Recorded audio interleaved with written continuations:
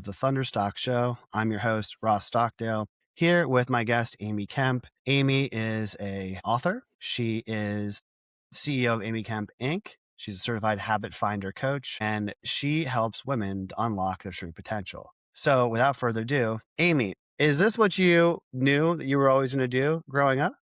This is the accidental business I started 9 years ago. Short answer, no. Though, if I do trace back to a really young age, there are some patterns that were emerging even as I was just beginning. So Yeah. what did you want to do when you were, Mhm. say, 14, just entering high school, guidance counselor, that became a thing? Did you have any inclination, or what were your main, interests? What'd you like to Yeah. do? First, I wanted to be a professor. I am a reader. I love to read. I love to write. I love words. And I thought I would be an English professor at the college level. I ended up getting a degree in English, literature, and secondary education. And then right after I graduated from undergrad, started on the PhD track. So I went right in, graduated in May, started in June. At the same time, though, I was teaching. So I got a teaching job and thought I'll just take these classes, get my master's degree as I go. And I was in a Marxist literary class, like literary theory class, when I realized I'm not sure the depth of the study is my passion. I was more interested in the transformation and the learning process and guiding people through that. And I think I also was too much of a people person to be that deep into academia. I could do it. I was capable. I remember looking around the room and thinking, these people aren't any smarter than me. They're just willing to jump through hoops for a longer amount of time and willing to go deeper than I need to go with this particular topic. And so I was I taught only for 5 years. Um, I started a small business on the side while I was teaching, which grew very quickly. There's a theme here. It grew really quickly. And so I actually retired from teaching after 5 years. I decided to pursue my business full time. And then worked really in sales for about over 20 years. I was leading a sales team of over 1,000 people across the country. We were the number one team in sales. It's kind of at the top of the mountain when I accidentally started this company. So, Interesting. So, as someone that was also an English literature major and undergraduate, and my yeah. younger brother is an academic and a professor, I had a lived experience up close, similar to what you had described. The difference was that my brother had wanted to just be a mathematician since the fifth grade. That was just his Mm, sole thing, and everything about it, he just treated it as a never ending marathon. He just loved the run. Whereas I didn't think that well through. And like you, I had an advanced level class that I was just sitting there. It was, we were reading Jane Austen, and I oh, was the only male in the class. And I was just like, I probably don't have the same input degree. I'm not taking this the same way. mm, And I remember that was the only class that I was like, just gonna drop this. And I kind of, again, had that signal. Where I was like, let's do mm, something else. But what about teaching lended itself towards to what I'm doing. sales? Towards sales. So interesting. There's this connection where you work to take down someone's walls when you meet them, and you kind of get the opportunity to step into their world. But before they'll let you in, there's like this whole process where I'm creating trust with you. I'm developing a relationship with you so that your invisible wall can come down and we can actually connect to see if you can learn something, to see if you want to buy something, to see if you want to grow your business. So it's not the sales that I loved. It was always like that connection with people, that relational piece of it. And then what I really loved was the development of leaders. So Mm. the development of people, that was really the passion in all of the different walks of life that I've had, I would say, which was watching someone seeing their potential, knowing that maybe they could see it or couldn't see it. Sometimes it just depended.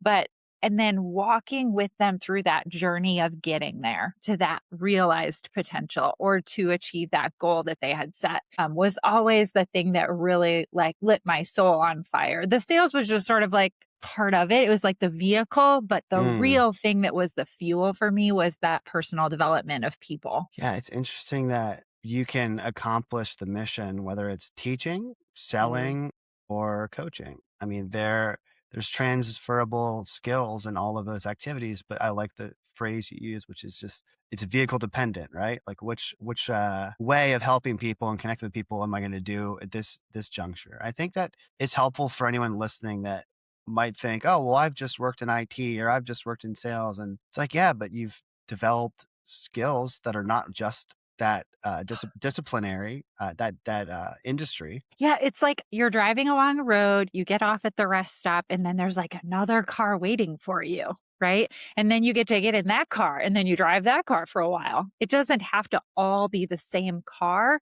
You can still be like traveling the journey. And Yeah. sometimes there is a time where you've outgrown the car you're in, or you just are ready for something new. So you said that 9 years ago you started this business on accident. Can you tell Mhm. me about 2017 and what happened? Like that's I typically don't hear people say they started a business on accident, I but that's know. awesome. That was 9 years awesome. later. Yeah. So I told you I was leading this huge sales team. And in this very small world, I had a microphone in my hand a lot, right? I was number one, leading the number one team. I was speaking at events. I was meeting with corporate about decisions that were being made. Like I was kind of on the top of the mountain, so to speak, in terms of like that again, tiny universe, but there are many of those, right? There were a few things that happened at the same time. One of them was I kind of had accomplished everything that I wanted to. And even though Mm, from the outside, I know people say, like, oh, well, why would you ever want to leave? You were at the top of the mountain. It was the climb that I really loved. It wasn't the top of the mountain. So I enjoyed the view, but I wasn't like, that wasn't it for me. And so there was that. Two, I kept on talking to women in my life who were leading large organizations or businesses or teams or whatever. This was completely separate from my work. All of them would come to me and talk to me about things, about their lived experience, about their challenges, about how isolated they were, about the weight of balancing a big career with family commitments and things that you really wanted to value at home, just all of those things. So I was like, well, that's weird. They're all talking to me. And I kept thinking, if I could get these women together somehow, something really cool could happen. Like they could know each other and know they weren't alone in this experience. So there was that. And then I happened to be in Salt Lake City speaking at an event. A coach that I had worked with years prior, but had stayed in touch with, he was awesome. The work that we did together was so transformational to my leadership and my life. So I reached out. I said, I'm going to be in Salt Lake. He's like, great. I'll pick you up from the airport. Let's go to dinner before your event starts. Great. So he picked me up. I tell him, I have this feeling I'm supposed to do something with these women. Like these women are seeking me out. Like I don't, I'm not seeking it out. And he says to me, well, on Monday, we're starting a training for people who want to use the assessment tool and curriculum that I used with you. I think that you should look into getting certified and use that, like kind of walk these women through this process that we did. hmm. Now, when I tell you, Ross, I mean, it it was like the furthest thing from my mind. I wasn't seeking, but at the same time, have you ever had that happen where just a door opens without any effort and you're like, okay. And so I came home, I talked it over with my husband. It was a very significant financial investment, time investment. Plus, I still had like full time work. And at that time in 2017, we were in what I call like the Uber era of parenting where everybody's in stuff and no one drives. Mm, So you're driving all of these kids everywhere. And as a mom, being with your children when they're young is important. But there's this stretch from like 12 to 18 that for some reason to me feels vital. It Interesting. just feels like they're making important decisions, and the times that you need to be available for them are unpredictable, like when they want to Mm, talk to you or when they're going to bring the thing up that's really on their mind. I just knew I needed to be present for that also. So all of this was happening, and I'm thinking, this is not working. Okay. One more thing, because this is very, very important. We had a meeting with our financial advisor where she is a trusted friend. And you know all those forms you fill out when you meet with your financial advisor? When do you want to retire? How much do you want to have? Just all of those questions. How much do you have? All that. So we get to her office, my husband and I, and she's got this stack of papers in front of her, like our forms. And she says, well, I've reviewed everything and you're very organized, like you're not overspending, you're tracking your money. And then she said, there's just one problem. And she kind of leaned forward on this stack of papers. I remember the sound of the air conditioning. I remember what I was wearing. I remember the color of the chairs. I remember everything about the room. And she said, if you want to achieve the goals you're setting for yourself in this plan, you're not making enough money. interesting. And I had this inkling that I kind of knew that like our compensation structure wasn't keeping up with the times. I knew things were tighter than I wanted them to be, but I had the illusion of being like this success story, Mm, right? And so there was this like narrative that I was looking at data, but I couldn't. It was like not working. The finances of it wasn't working. And so there was this moment where I looked around the room and I'm like, well, my husband's in education and should be. Like, that's just him. He's like amazing with this lane, right? But the only way you make more money in education is by getting older. Like, hmm. there's no other path. Right. Okay. And then I looked around and unfortunately there was no one else in the room who could solve the problem. And I knew I can't work any more hours Right. because I've got these kids, right? So I was at this impasse of these, like all this stuff crashing together. And then I end up in Utah and have this conversation. What timing? Yeah, I'm just I can relate to that similar style of epiphany of, it's time to pivot. Like you, I had, from the outside looking in, this high status position and like I made it, I felt great. But then as soon as my daughter was born, I had this Mm, wave of realization like, oh, this is my mindset. Like the reason that I made it is because I dedicated my life to working. And because my wife was also a busy professional before we had our daughter, she still is like, she's very organized and type A and busy. But I was like, I can't travel all the time. I can't put my business ahead of my family anymore. And that led me to do what I'm doing. And I'm so glad mm, that it did. And I think that some people listening, I love that part of your story where it's like, hey, everybody else's perception of where you're at might think that you did it, you've achieved the goal, but it's really just depends on what your own goal is. Like their opinion is not going to help you hit your financial goal. Their opinion is not, they don't know what your a wealth advisor discusses with you.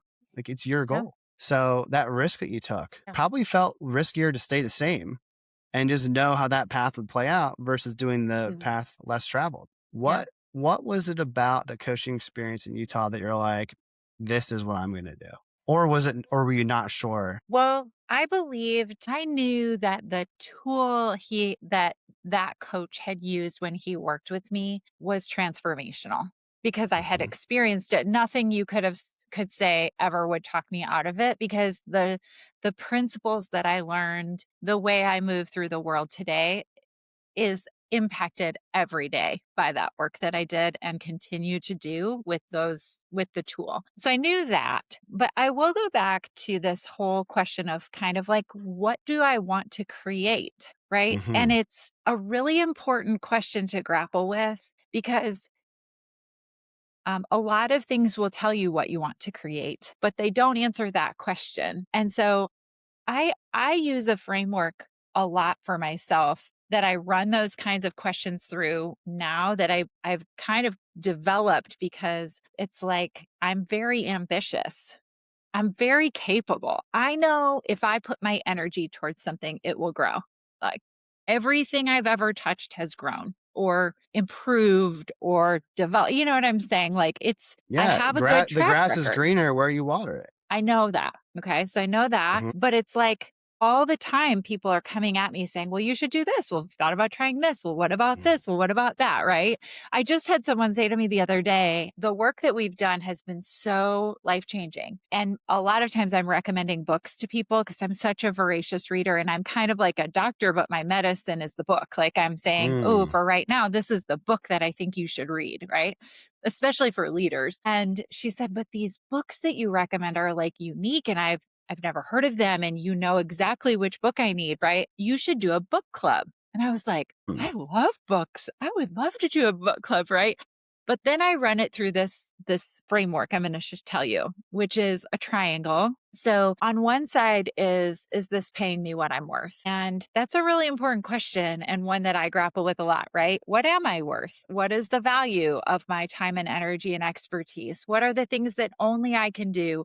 What about me is rare? And am I really harnessing that rarity to serve the world? Okay, so is it paying me what I'm worth? Does it fit into the quality of life that I want? So for me, that is my goal is to work like a teacher, 8 to 3, Monday through Friday, weekends off. I don't do evenings. I want to work like a teacher. Summer's lighter. I still do some work in the summer because I like to, but I do way less. And then I want to get paid like a CEO. So work like a Mhm. teacher, get paid like a CEO. And then the third side of the triangle is it aligned with my passion and purpose? So book club will run it through the filter. Passion and purpose for sure. Sign me up. All the books, Mm. serving the people. Please do so, Yep. right?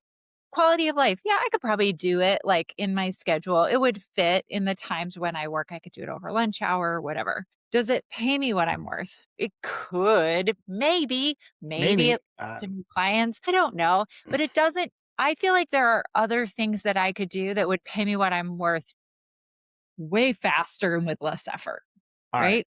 I'm gonna go real deep on this. One of the Okay. things that you write about and you talk about are, mindsets around money. Yeah. So you have a phrase, "Money is a mirror, Yeah. do less, be more," which I kinda love. Mm-hmm. Tell me, so it's a kinda open-ended question, right? Yeah. 1, where did those concepts come from? Mm-hmm. And 2, are there any books out there you've read so many, are there any that, like, stand at the top of the mountain that, like, helped you to be like, "This is where I'm going. I wanna," On this money. is on money, on whatever your definition of success looks like.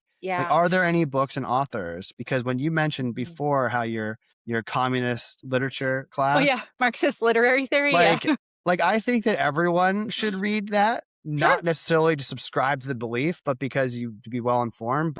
I started like, the reason I got into literature was because of, like, a very pro-capitalist author, Mm, female author, that mhm, expat from Russia, and I'm just like, "Wow, these 2 things couldn't be any more far apart." So, my mm, question is, around books first are, yeah, what are your what are the most, like, positively mm, impactful books you've read, if there's one? And yeah, what are like, the most negatively impacting books, right? I'm averse to this. I yeah, do like this because I think it's good to have a good frame where you're in between. yeah. First of all, money is one of my most favorite topics because it's such a clarifying mirror. You can learn so much about people from their relationship with it and how they interact with it and the value that they give it in their lives or the power they give it.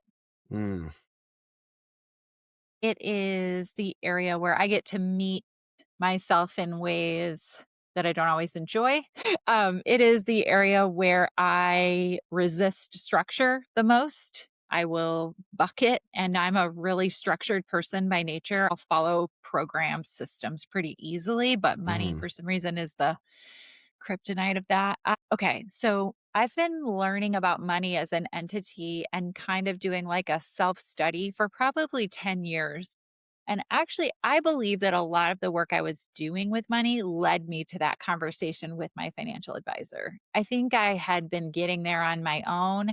And when she said that truth to me, I was like, yes, I know that to be true. I just was afraid to say it out loud. Right. So it had been like a progression. The two books that have impacted me the most that are specific to the topic of money. Hands down, there's a book by Barbara Stanny. Now her name is Huson, Huson. Barbara Stanny wrote The Secrets of Six-Figure Women, and her endorsement is actually on the cover of my book. We have gotten to know each other over the years. The book was so impactful to me, and I've interviewed her, and she works a lot around. So, her assignment, she was a journalist, and she was given the assignment to interview women who earned six figures. And she went in with all of these preconceived notions about what she thought they would be like. And what it turned into is this book about what she discovered. Interesting. And it's fascinating. Also, you have to understand that for women, historically, being powerful, being visible, being wealthy, it has been more dangerous. It is a risk for women to put themselves in the spotlight. Men are generally celebrated for it, and women are generally criticized for it or Hmm. attacked for it. So even just like if you look back over history, like you want to be small, you want to blend in, you want to be agreeable. That's how we survived, right? We survived by like attaching ourselves to a partner who then could take care of us. So you don't powerful, those things don't attract that, right? You want to be agreeable, you want to fit in, you want to appease. So there's like all of this sort of like just generational learning that we've done around money. And so for women it's particularly powerful to kind of talk about money because we don't usually talk about it as much. Man.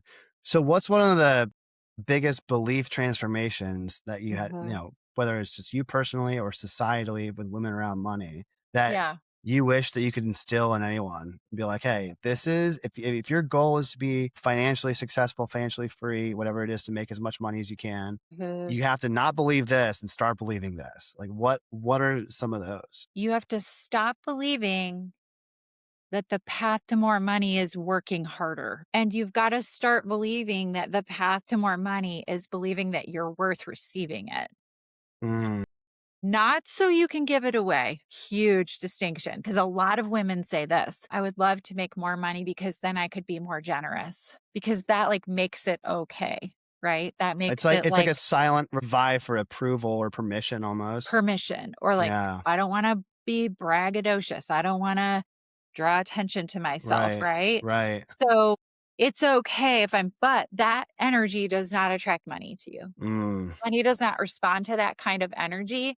Now, you can attract larger quantities of money to you and choose to give it away 100%. so that goes back to your idea of money as a mirror. It's a It's mirror. like a mirror is just showing you your reflection. But if somebody thinks that they're attractive or if they think that they're unattractive, that's the perceiver, right? It's how Yeah. you look, how you relate to the image you see in the mirror. Yeah. Also, imagine you grew up in a family where people with money were constantly being criticized or Mm, talked poorly about, well, it must be nice for them, yeah. How or lucky. how lucky, or, assuming that that is selfish or greedy, or I don't believe that my having more is taking away from someone else, Right. but a lot of people do. Scarcity versus abundance mindset. Yeah. Yeah. Yeah. But imagine, so we're hardwired to survive. We're like social beings. We live in Hmm. community and packs of people, right? If your pack is criticizing people with more money, you know that if you start to step out of that and earn more, you're going to become the target of that conversation. Mm, And our need for belonging is very strong. It's very rooted in survival. And so I've had a lot of clients, a lot. I just had a conversation with one today whose family of origin was very like poverty mindset, blue collar, very critical. It was us and them, must be nice. If any, well, she's showy. And, it was just a constant, like underneath the surface, you knew what was thought of people who had money. yeah. So now she's like grown, and she like money is coming to her in larger and larger quantities. And she said to me today, I feel my body feels scared about this promotion. Like I'm feeling fear, real fear, like nervous system fear. And she's like, I know it's not logical. I know on the surface, I want this money. I'm not But she said, there is this underlying feeling that this is not safe. And it's more comfortable for me to struggle financially than it is for me to sit in this abundance, especially because she's working fewer hours than she's ever worked in her life. Yeah, that was probably for women, but also for men, a really tough frame where there's this like culture of hustle porn. They call it on social media where it's like, oh, look how hard I work. I'm the hardest working person. And I'll tell you, some of the largest contracts I've closed or best business months, I didn't feel like I was struggling to, just breaking my brain and back to do this work. It Yeah. felt fun and light. And I remember that like I had time to hang out with my family and my friends. It was just more balanced. So Yeah. around that, like, Yeah. why do you think that, uh, you know, uh, people, people are attached to the belief that they must Because work I think themselves to exhaustion? they don't feel worthy of just receiving the money. Mm, So if I work really, really, really hard, then it's okay for me to receive it because I almost killed myself in the process. I see what you're saying. Then I can receive it. But if I'm just sitting there and not, that's one of the things in Secrets of Six Figure Women that she talks about a lot is she gets close to these women and realizes some of them are working like 20 hours a week, or Yeah. like they're not working very much. And she had this narrative that all of them are working 80 hours a week, nose to the grindstone. They have no quality of life, no friends, no family, they're not Hmm. prioritizing their kids or whatever. And she finds out, well, that's not really true at all. It just started blowing up all of these myths that she had around money. And so it's transformational. Okay, wait, I have to say this other book too about money. Yeah. Kyle Cease wrote a book called The Illusion of Money. I recommend that book more than probably, well, those two books I recommend so often. But that particular book, The Illusion of Money, was and continues to be a transformational book for me. Because what we're doing is we're assigning value to money to allow us to feel safe and secure or successful or happy or content, right? Versus just letting the money move around us. Just Mm, letting it move, letting it come, letting it go. My highest risk is when things are going really well, I feel safe, right? But I'm no more safe than when money's not moving toward me, when the tide is out, right, right, right, right? right. Going back to when It's we were cavemen and thinking that yeah, there was some, woolly mammoth outside, and as long as we don't see it, we're safe. And if we see it, yeah, we're not. It's like totally believe that humans are hardwired to survive in conditions that our biology hasn't kept up with yes, economics. yeah, There will be someone watching this episode. I'll just say his name's Alex.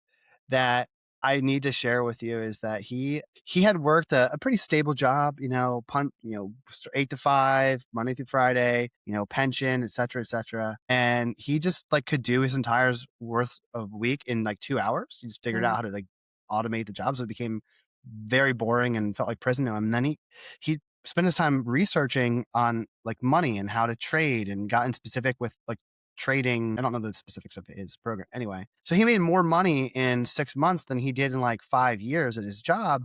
But what he told me, Amy, that's relevant to your topic is he goes, I still don't believe this is real. I've been doing this for months.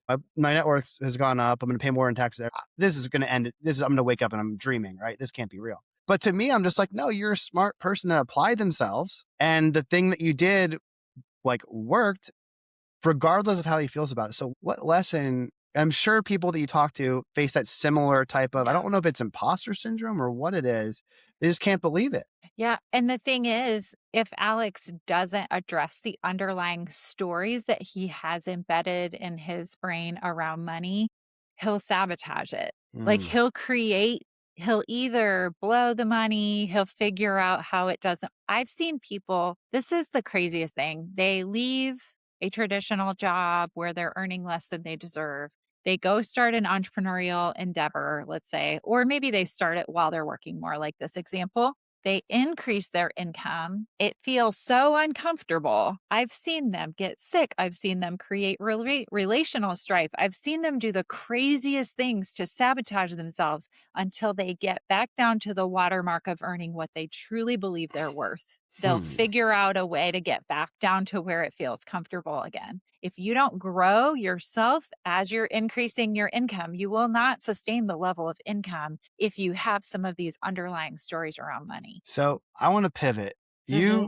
So in your journey, we've gone from teaching, selling, like leadership development with this business, using your assessments and kind of really getting the psychology and understanding the story that people tell themselves really is a lot of what you do. But your book, I See You, Mm-hmm.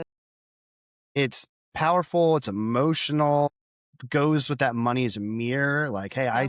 I see you. It reminds me of like a Tony Robbins type Mm-hmm. type, relationship. What does it truly mean to see someone?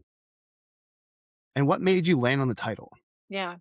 It's funny you say Tony Robbins. Hold on. I just got distracted by that because you asked what books I would not read or like, and he would be at the top of my Why list. is that? Isn't that funny? It's like so rah rah. Mm, You know what I mean? Like it's so emotional and like I'm more of a slow, methodical, consistent life change thinker. right. I want like small drips of change, not like huge emotional shifts. Yeah, not exact. I hear what you're saying. Okay, So, anyhow, interesting. blah, blah, blah.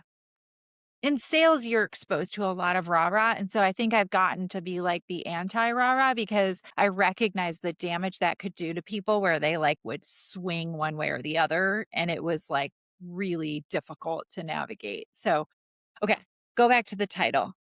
I met a woman at like a networking event in our community who I knew who she was because she is very visible. You know, she sits at tables where big decisions are made. Thousands of people are impacted by those decisions. Anyhow, my friend introduced me. I really liked her. I was like, oh, she was cool. You know, I just had a brief interaction with her. So I reached out to her and just invited her to have a cup of coffee. So we met at this coffee shop and for like an hour, we were sitting there and I just was asking questions about her journey, where she was, you know, how she got to be there. I didn't know. I was just curious about her story. So about 15 minutes or about 55 minutes in, she interrupts me and kind of rudely, a little brusquely, she says, "Why did you invite me for coffee today?" And I looked her in the eye and the first thing that came to my mind, I said, because I see you. Hmm. And she put her head in her hands and just wept. And I like just let her. I sat there. It felt so long. It was so uncomfortable. And then she kind of sat up and she like wiped her face and she said, "Thank you. So few people do." Hmm. And I remember thinking, and this is why I battled for this title. My publisher, they wanted the title to be more focused on me, like as the expert kind of. Yeah. But the book wasn't really, it's not really framing me as the expert. I really wrote it for someone like that woman in that coffee shop who everyone sees her. Everyone sees her every day, but Right. no one really sees her experience. They just have a lot of assumptions about what they're seeing. They're not really asking her questions. They're not really knowing her day to day experience or her struggles. And so there's this group of people that I've been given to serve that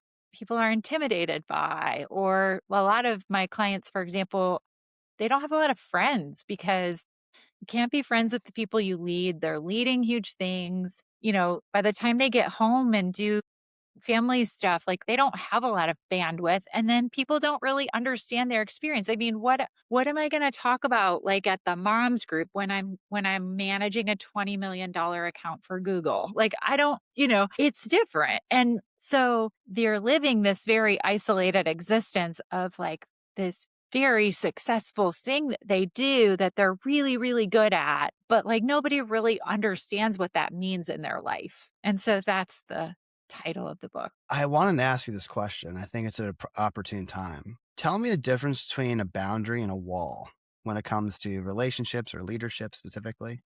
Yeah. So, like in a cell, there's like a membrane around the outside of a cell that Hmm. protects the cell and it's like permeable but it moves and it bends and it flexes. There's a book called The Art of Holding Space by Heather Plett that she describes boundaries like that it is a boundary is a very flexible, it allows things in that are good, but it keeps out things that are harmful. Walls are thick. They don't move. They're rigid. They're impenetrable. And while they keep you safe, they also keep out all the good stuff. Right. So most of the people I work with live behind walls where everybody knows them, but they don't really know them. They're guarded. They aren't vulnerable in maybe more than 3 relationships in their life. They're very much guarded. But the reason is like, I can't trust myself to protect myself in this relationship. And so I've got to be really, really, really, really rigid.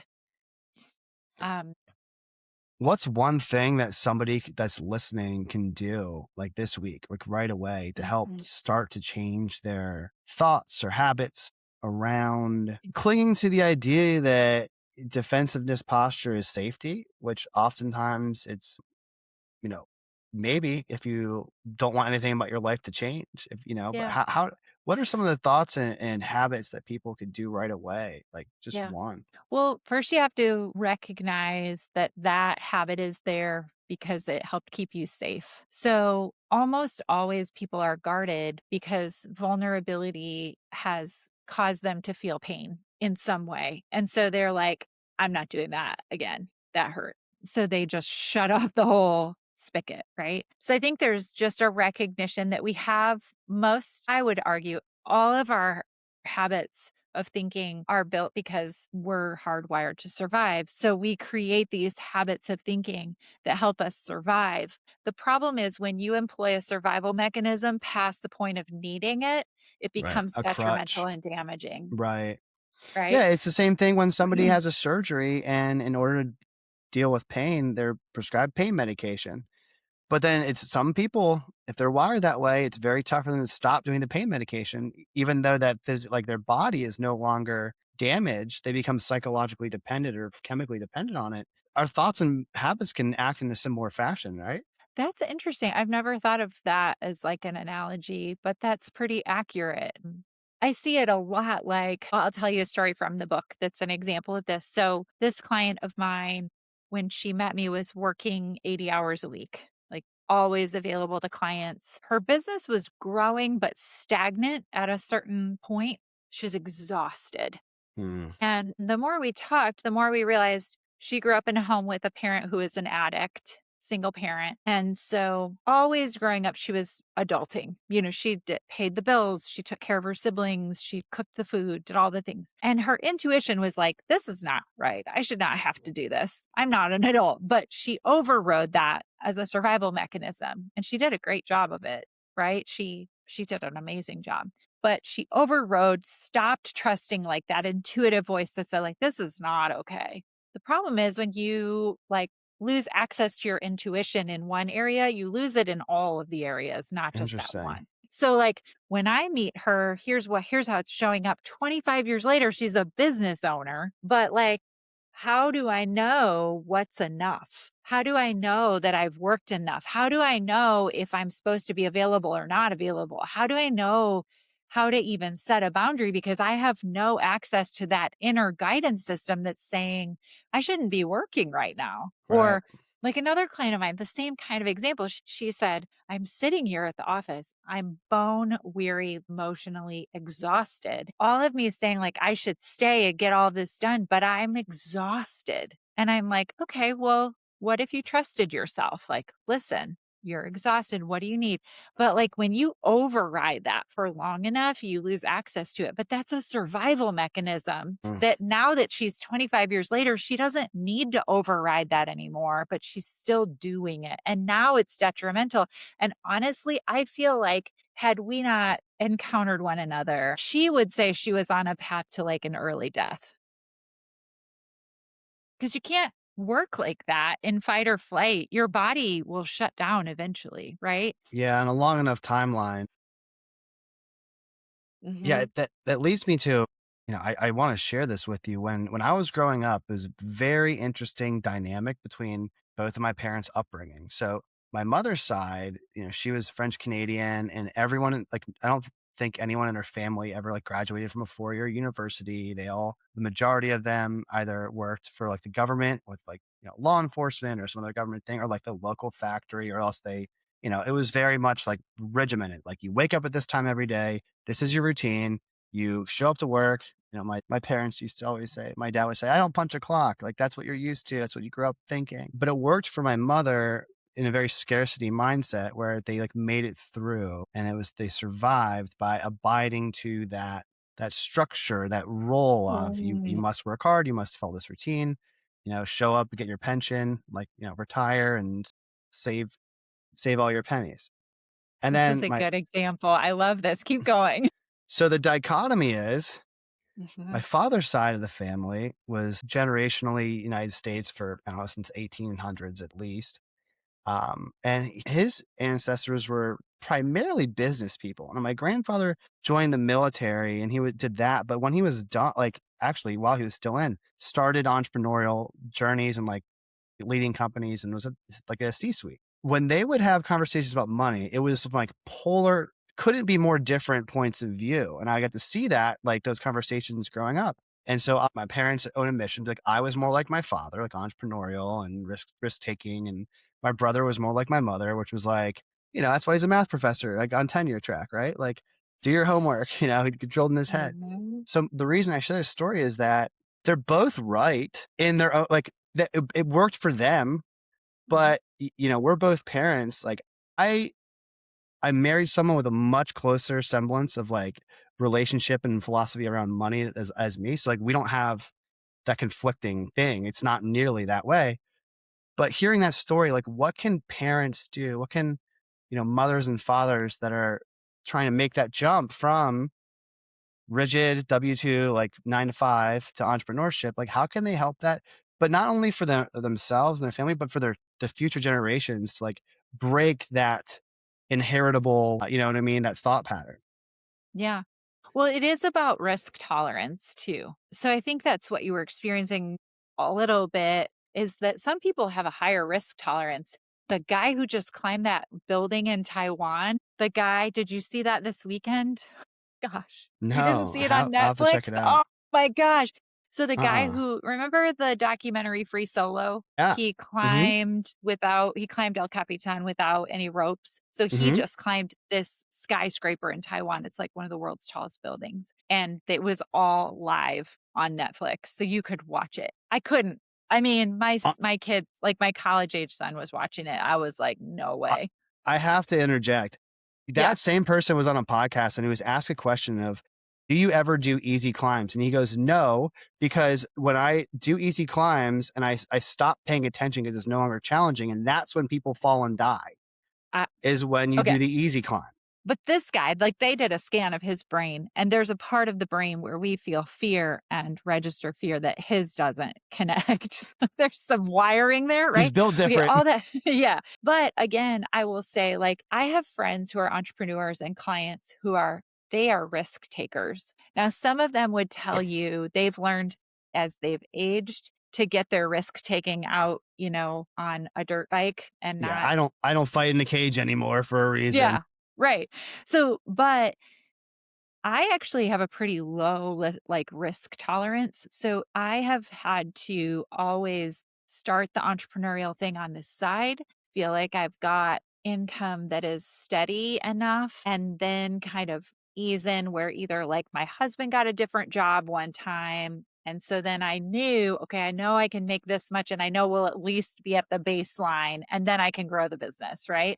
But I don't recommend people, if you have a lower risk tolerance, I don't recommend that you make some crazy leap to entrepreneurship. I have seen it take people out. And I mean legitimately out when they put too much.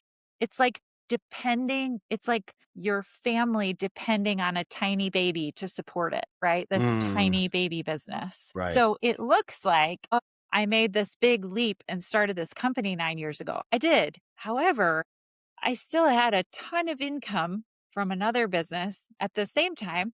We had invested in some rental properties at the same so the Right. risk allowed me I had low risk financially, which allowed me to make really healthy choices with this new business. So I'm not if you want to encounter every unhealthy subconscious habit of thinking you have, move from a traditional job into entrepreneurship. It's what Alex is running into.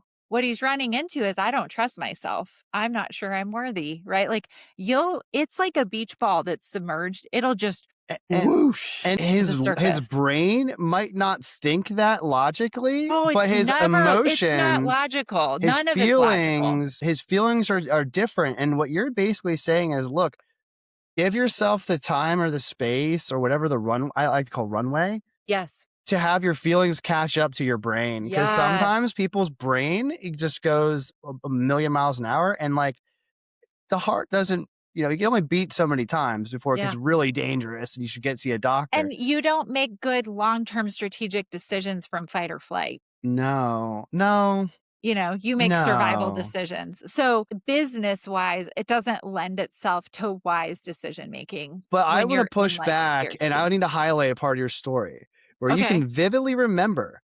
Love this. You vividly remember the air conditioning sound Yeah. in that room where Yeah. the risk of not taking a risk Yep. outweighed the risk of taking a risk for your own personal journey. So anyone listening, if you 100%. can ever stack the deck where the what's the worst that can happen is worse for you than staying on the path you're on, I think after interviewing people and you reaffirming it, that's a good sign that you're Yeah. ready. Yeah. Also, something resolute rose up in me in that moment, which was I will not change the goal. Amen. Like, I That's will huge. pay for there was something in me, like a high value. Again, I have no judgment about other people's choices around this, but Sure. I will pay for college for my 3 children. That was like a decision we made when we got married, right? Again, I don't care if anybody else does, but I'm just saying, like, for me, there was something when she said, well, you could change your retirement goals, or you could Mm, just like have the kids pay for part of their college, or you could, right? She gave us like all these options. concessions, right? Well, maybe different Almost paths. like saying, "Hey, your goal is this high, Yeah. but if you want to lower your goal, we could do this." And you're like, Yeah. "No." Yeah. But That's there part of was knowing your something in worth. me that I just couldn't. Yeah. I was like, that's a bridge too far. I Right. can't. That's like my whole purpose in all of this. And so that really was like a line in the sand. I think what's also fascinating about that is that meeting happened, but the conversation in Salt Lake didn't happen for months, like 2 or Right. 3 months later. So it wasn't like I knew how I was going to solve the problem. I didn't know the how. Actually, I would also recommend to people when you're in that turning point moment to not worry too much about the how. I think worrying about the why and your purpose and your mission and like if you know your why, you can endure almost any how. Yes. Mine was I'm going to increase my income and I'm not going to work more hours. That was the decision I kind of made. Now, the how, I had no idea. I just had to walk it out until it showed up.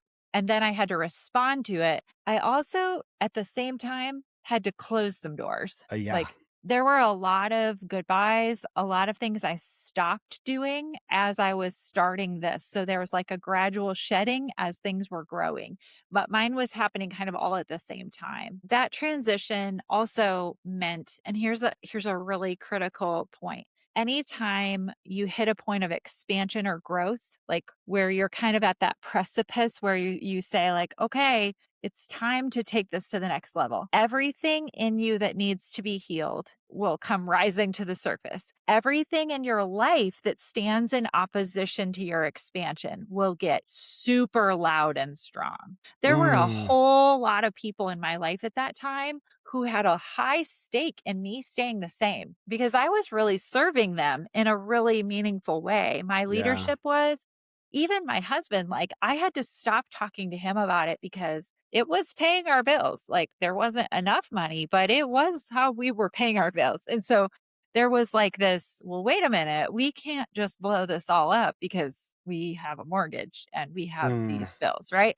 So there was that too. I had to get very, very, very small in the people that I spoke to during that transition because so many people had a stake in my staying the same. Yeah, that reminds me of, probably the number one thing that helped me to grow, at least, personally, was as soon as I moved, like, cities, it wasn't even terribly far. It was just like an Yeah. hour away from where I used to live. Oh my God, I had it. Well, first of all, I shed like 80% of my old habits, Uh, and the people that I associated with in my new city, where I didn't know nearly as many people, were all so intentional and like not like a default system setting where you're just like, oh, I'm feeling a certain way. Let's go to happy hour with so and so and meet these same people that I've done every week for the last several years. Interesting. So So there your was environment, loss, like you did prune a uh, lot. and it wasn't. I don't think it was conscious. Like I didn't set Yeah. out to do so. It No, just happened as a byproduct of chasing what I actually wanted the most. And I of think the for the expansion to the new thing, right? And I want to say something really important for those of you that are, whether it's a spouse or a parent. For me, it was a parent where I always had this conflict with the relationship with my mother that I was, she wanted me to be more like who she had in her mind. And I knew I was more like who I had in my mind. And for many years growing up, she's like, why can't you be more like your brother? Blah, blah, blah, blah, blah. And as a young man, that was an inhibitor to my Yeah. self-belief. Yeah. There came a time where I was just in so much anguish from being an employee at the company I was at. I made a resolution. I was like, I'm never going to rely on one person that says you either get paid this month or you don't. I'm not going to put my hands in somebody else's, sure. I'm beholden to my clients, right? Yep. They like love them, but if I lose a client, I get another client. It's not the end of the Yep. world. Yeah. So when I finally my mother asked me if I would go on a road trip with her, and we drove to Canada and hung out for like a long weekend, and we just talked. Right, we were just hanging out. I never had to spend that much quality time with my mother. At the end, she goes, "You know what? I'm not worried about you anymore. I'm sure you'll figure it out. The entrepreneurial thing, as long as you put your mind to it." She's like, "I'm not worried about you anymore." When I heard that, it was like a weight I didn't know was there, and my traps and my shoulders was lifted. I was like, "Oh, well, if Mm, she believes in me, then why the heck do I believe in me?" So my question to you is, that's fascinating. when you see somebody, how do you let them know that you see them? And how do you help them to maybe like at that moment that I shared, like shed the weight of what, because I think growth is oftentimes just removing that which is keeping you from not growing, right? Yeah. So how do you identify that in people? It's funny. I don't think that people I don't think that I'm the one identifying it. I think I'm just creating a space where they can see it themselves. Mm, I mean, and sometimes I am saying like observing things or whatever, but for the a lot of the times I think to myself like I'm working with these very high capacity people. They're so smart. Like I'm not, but what they don't have is a safe place to talk it out and to kind of come to that conclusion or even just the time set aside to like think about what's holding them back or what. oh, And so it's like once they are in that space where they know I don't have an agenda, I'm just curiously kind of yeah, it's like excavating. creating a room with boundaries instead of Yeah. walls. Like you just take down Yeah. these hard fixed walls in that They space and that they time. they're good, like, they know, they're like, Yeah. "Well, I got it." Like, they'll find it, and I can feel it when they do. Part of my growth in this arena is that I like to problem solve and fix. That's not this work. Like, I can do problem solving and fixing with something that's not working on my computer or with a Right. system we're using, but, like, in this energy and space of holding space for people, I have none of that.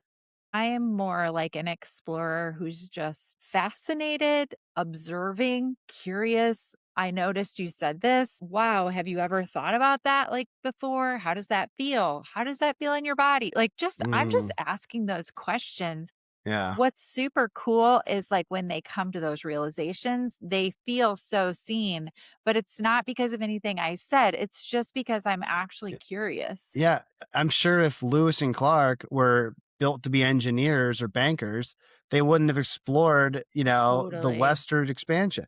It's the same Totally. thing, Yeah. totally different role and feature. Yeah. So exploring versus engineering or solving problems, that's really Yeah. golden. And like just unleashing them. They're awesome. There's nothing wrong with them. Mhm. Right? There's nothing wrong with them.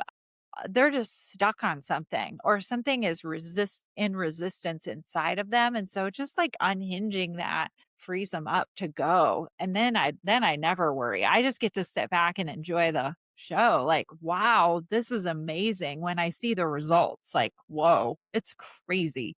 So, what led you to writing your book? I wanna touch on the Mhm. book, at least, like, the process and, because Yeah. you've helped 400 plus women, Mhm. with your encounter program. But that work is very, in the flesh, in person, it's very much one-on-one, but then writing a book to be read by, anyone who picks it up is Yeah. a totally different thing, right? So what was the process like in writing the book and like why and why'd you do it and what'd you learn? Yeah. I've always been a writer. I love the words. I started Yeah, there. I have always wanted to write a book. So I'll start on that end of it as just like a creator or a creative. That has always been on my list of things. People ask me how long it took me to write the book, and I tell them 25 years right, because the principles in the book, the things that I'm teaching or guiding people through in the book, are things that I've been workshopping and using for decades. This is not new. And a lot of people who know me really, really well or who have traveled with me for a long time, when they read it, were like, well, this is like the greatest hits. Like, I know all of this, right? Like, there's nothing new in it. I've been working with this stuff for years, right, talking to women about unpaid labor, talking about their natural genius, talking about the topics in the book, like boundaries with their ambition and really money, a huge topic, lots of things. So that. But the book itself also was born out of a desire to serve my reader. I really felt like there's a whole group of women who can't, maybe don't have the resources to engage with the work I do, but could really benefit. Or right. there's a whole group of women or people who are interested in the work I do, but maybe not ready to make a commitment and they just want to know more. So I kind of will describe it. And actually, the publisher that I worked with, the reason I chose that publisher when I was going through the process is because she said, this book feels like a coaching session with you feels. And I was like, yes, then you get That's the the book. Like goal. you understand the book. And so Got it. that really was to give people the chance to experience my work in a way where I didn't have to be present with every single one of them, but also at a place like a cost point that was Right. accessible to everyone as well. So I love that. Yeah, it sounds like it was you, a pen and a paper or a keyboard and a screen and just reflecting on the past. It's not like you had to create some net new thing. You had to document what Yeah. worked, what you've learned. And Yeah. I think for people out there, whether it's their ambition is to write a book or whatever, it's just like if you think about it, integration is like documenting, not like inventing or creating Right. net new, Right. takes the pressure off. If Yeah. if you create the stuff that you think actually helps the person on the other end, it helps to increase the likelihood that it's well received and helps increase the Yeah. likelihood that it's like good, right? Where it's like, who am I helping? Well, I've already helped 400 plus people Yeah. doing something similar. Let's see if we can make that number go higher. I love that. When I was writing, I worked with a writing coach who is phenomenal. And her philosophy is that you don't write books about things, you write them for people. Mm, And if I was trying to write a book in quotation marks during the process, it was just torture. But I have one client, I've told her this. Her name is Gina. A lot of times I would just put her face in my mind and like talk to Gina, right? I was just speaking to her because I don't know. I'm not the expert, but I do know how to serve Gina. yeah. Like that totally eliminated the noise in my head and I was able to write. Also, again, I have done countless workshops, online courses. These were not concepts that like this was the first go. This was like, I have taught this so many times that if I woke up in the middle of the night, I could teach this to you. I know this stuff, right?